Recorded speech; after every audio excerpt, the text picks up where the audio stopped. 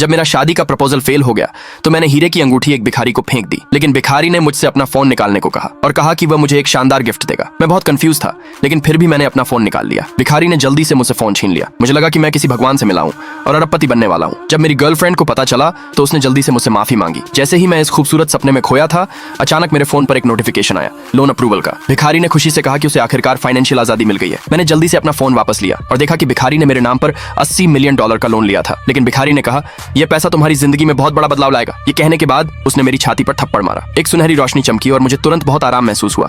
हालांकि और कुछ नहीं हुआ। जब मुझे होश आया तो भिखारी पहले ही गायब हो चुका था। मैं चिल्लाया, उसे धोखेबाज कहा। तभी एक लग्जरी कार मेरे पास आकर रुकी। उसमें से एक खूबसूरत औरत निकली और मुझ पर एक IOU फेंक दिया। मैंने गुस्से में उन पर मिलीभगत का इल्जाम लगाया। फिर उसने सीधे अपने सबऑर्डिनेट्स को मुझे ले जाने का ऑर्डर दिया। अगले दिन CEO ने मुझ पर तलवार तान दी और मुझसे तुरंत पैसे वापस करने को कहा। हालांकि मेरे सारे पैसे उस डायमंड रिंग पर खर्च हो चुके थे और उधार लिए गए $80 मिलियन उस भिखारी ने पहले ही ट्रांसफर कर दिए थे, लेकिन उसे कोई फर्क नहीं पड़ा। इसके बजाय उसने एक मैरिज कॉन्ट्रैक्ट निकाला जिसमें कहा गया कि मैं कर्ज चुकाने के लिए उससे एक नकली शादी कर लूं। मेरे पास राजी होने के अलावा कोई चारा नहीं था। फिर वह मुझे अपने माता पिता से मिलवाने ले गई। उसके माता पिता ने बहुत ऐतराज किया, लेकिन मैंने शांति से एक बड़ा खुलासा किया। मैंने एक प्रेगनेंसी टेस्ट रिपोर्ट और एक अल्ट्रासाउंड इमेज निकाली। उसकी मां CEO की जीत पर हैरान रह गई, क्योंकि मुझे पहले से ही अंदाजा था कि यह बस एक अमीर आदमी की साजिश है जो अरेंज मैरिज को मानने को तैयार नहीं है। CEO ने मुझे घूरा और बिना मन के यह बात मान ली, जिससे उसकी मां और भी गुस्सा हो गई। उसने तुरंत उसे बाहर निकालने की कोशिश की। ठीक उसी समय CEO का अरेंज मैरिज पार्टनर अचानक आ गया। जब उसे पता चला कि CEO ने मुझसे पहले ही शादी कर ली है। दूसरे पार्ट के लिए कमेंट में यस लिखे।